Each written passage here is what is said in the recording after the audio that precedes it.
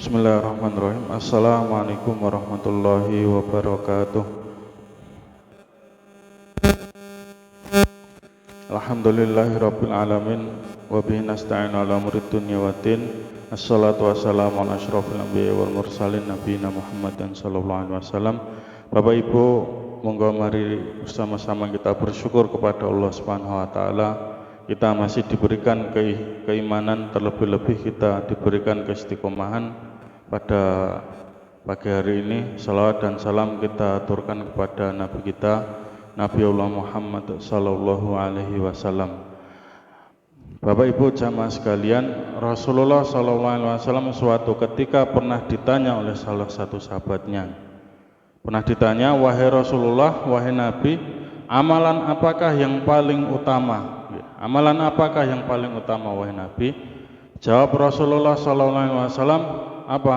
As-salatu ala waqtiha. Salat tepat pada waktunya.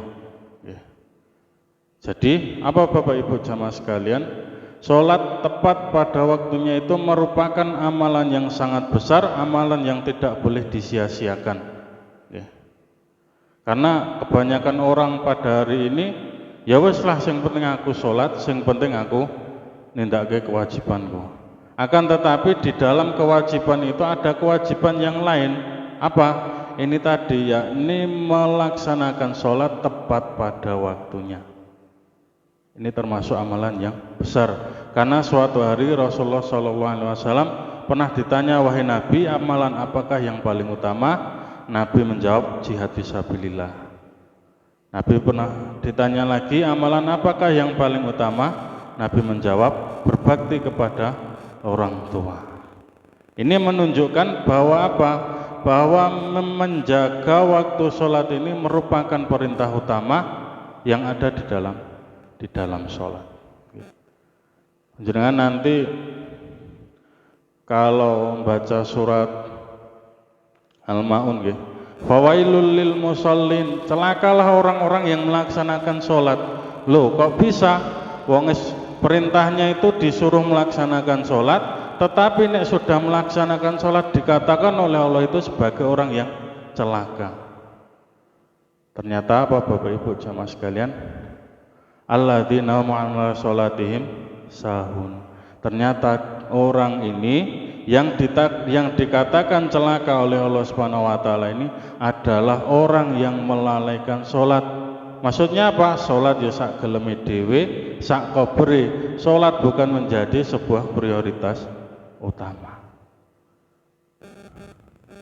Lah orang yang melaksanakan sholat aja masih diwanti-wanti oleh Allah Subhanahu wa taala dengan ini tadi fawailun. Wailun itu kalau ada satu ulama itu mengatakan sebuah lembah yang berada di dalam neraka. Ini berarti tempat yang khusus di dalam neraka. Dosa yang paling umum yang dikatakan Nabi itu yang paling ringan itu di neraka dia menginjak batu, kepalanya mendidih. Dan ini adalah tempat yang khusus.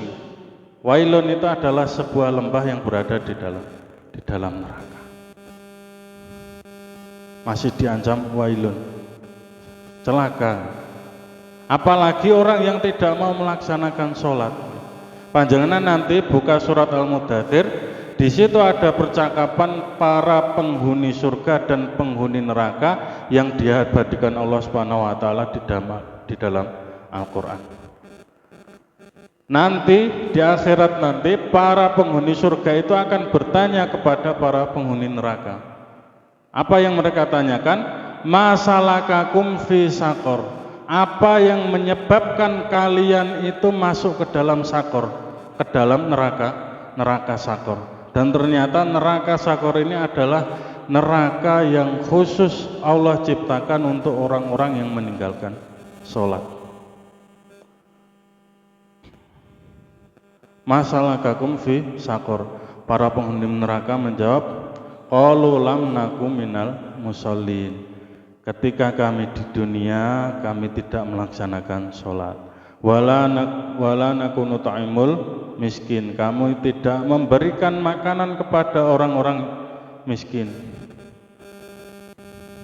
Wa kunna nakhudhu ma'al khaidin, kami istilahnya ini membicarakan kejelekan orang lain.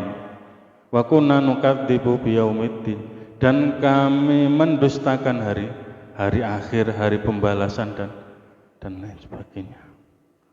Jadi ini Bapak Ibu jamaah sekalian, yang saya sampaikan adalah tadi ya, as-sholatu ala waktiha.